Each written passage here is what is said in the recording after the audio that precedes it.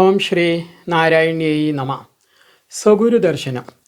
മാതാ പിതാ ഗുരു ദൈവം എന്നത് നമ്മുടെ പൈതൃകത്തിലെ ഒരു ചൊല്ലാണ്. മാതാപിതാക്കന്മാരും അധ്യാപകരും നല്ല രീതിയിലൊരു ശിക്ഷണം നമുക്ക് നൽകുമ്പോൾ ആത്മീയ ഗുരുദർശനത്തിന് ഏവർക്കും അവസരമുണ്ടാകുന്നു. ഈ വർത്തമാനകാല ജന്മത്തിൽ തന്നെ ഏവർക്കും അനവധി ഗുരുഭൂതർ ഉണ്ടായിട്ടുണ്ട്. അതിൽ നമുക്ക് സന്യാസ വൈദിക ദീക്ഷയും ശ്രീവിദ്യ താന്ത്രിക ദീക്ഷയും നൽകി അനുഗ്രഹിച്ച രണ്ട് ഗുരുഭൂതരുടെ ആശ്രമ സ്ഥാപനങ്ങളിലേക്കും ആ ഗുരുഭൂതരെയും ദർശനം നടത്തിയ ദൃശ്യങ്ങളാണ് സ്വഗുരു ദർശനം എന്ന ഈ വീഡിയോയിൽ ഉള്ളത്.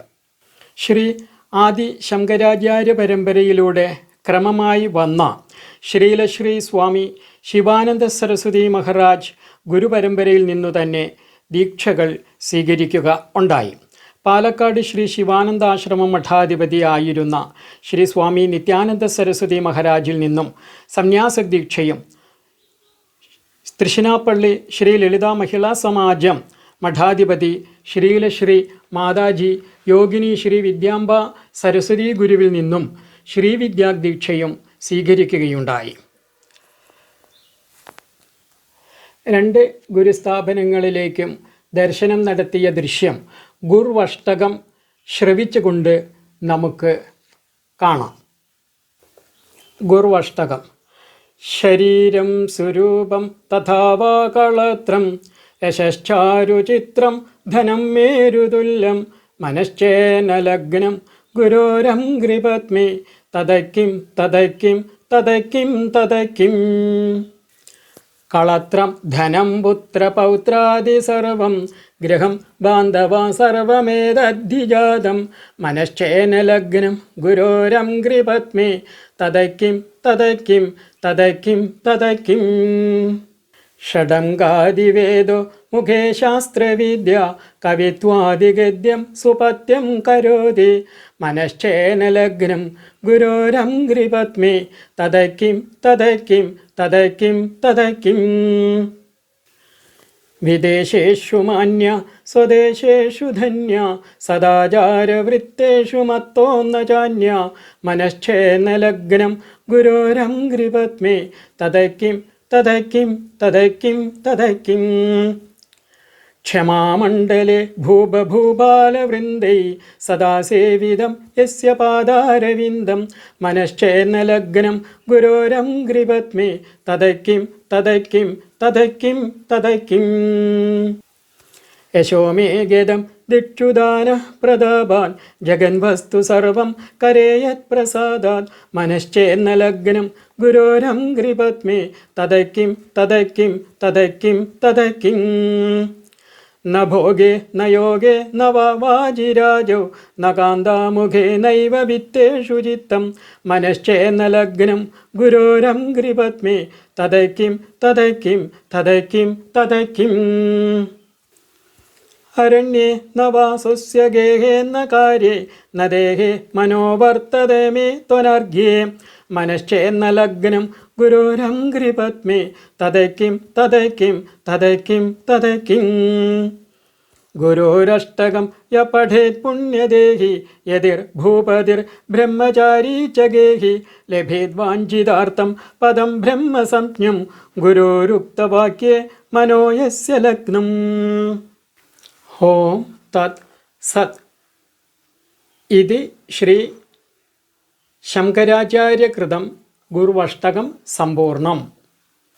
എന്താണ് ഈ ഗുർവഷ്ടകത്തിൽ പറയുന്നത്? അതായത് ഏവർക്കും സൗന്ദര്യമുള്ള ശരീരവും സുന്ദരിയായ ഭാര്യയും നിർമ്മലമായ കീർത്തിയും മഹാമേരുവോളം ധനവും ഒക്കെ ഉണ്ടെങ്കിലും മനസ്സ് ഗുരുവിൻ്റെ പാതാരവിന്ദങ്ങളിൽ സ്ഥിരമായിട്ടില്ലെങ്കിൽ അതുകൊണ്ടൊന്നും ഫലമില്ല എന്നാണ് പറയുന്നത്. അതായത് ഭാര്യ, ധനം, പുത്രപൗത്രന്മാർ മുതലായവരെല്ലാം, വീട്, ബന്ധുക്കൾ ഇവയൊക്കെ ഉണ്ടായി. 6 അംഗങ്ങളോടുകൂടെ വേദം പഠിച്ചു. ശാസ്ത്രവിദ്യകളെല്ലാം മുഖസ്ഥമാണ്. നല്ല കവിത്വമുണ്ട്. ഗദ്യപദ്യങ്ങൾ നല്ല പോലെ ചമയ്ക്കും.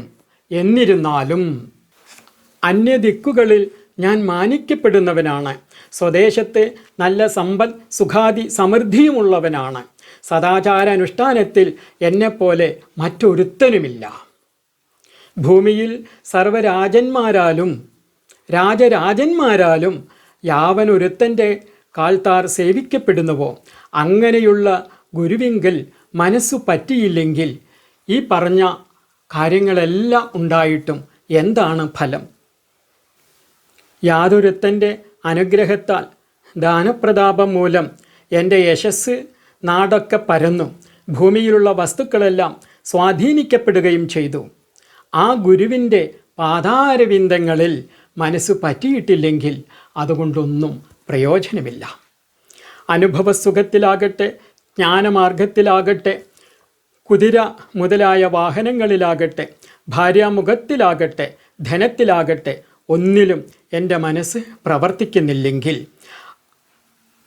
എങ്കിലും മനസ്സ് ഗുരുവിൻ്റെ പാദപത്മങ്ങളിൽ സ്ഥിരമായിട്ടില്ലെങ്കിൽ അവ കൊണ്ടൊന്നും പ്രയോജനമില്ല. കാട്ടിലാകട്ടെ, സ്വന്തം വീട്ടിലാകട്ടെ, കാര്യങ്ങളിലാകട്ടെ, ശരീരത്തിലാകട്ടെ എൻ്റെ മനസ്സ് ഇരിക്കുന്നില്ല. മനസ്സ് സർവപ്രധാനമായ ഗുരുവിൻ്റെ പാദപത്മങ്ങളിൽ ഉറച്ചിട്ടില്ലെങ്കിൽ അതുകൊണ്ടൊന്നും പ്രയോജനമില്ല. വിലയേറിയ രത്നങ്ങളെ ഞാൻ ഉപേക്ഷിച്ചു, ഭാര്യാസുഖവും വഴി പോലെ അനുഭവിച്ചു കഴിഞ്ഞു. മനസ്സ് ഗുരുവിൻ്റെ പാദപത്മങ്ങളിലെ സ്ഥിരമായിട്ടില്ലെങ്കിൽ അതുകൊണ്ടൊക്കെ എന്ത് പ്രയോജനമാണുള്ളത്?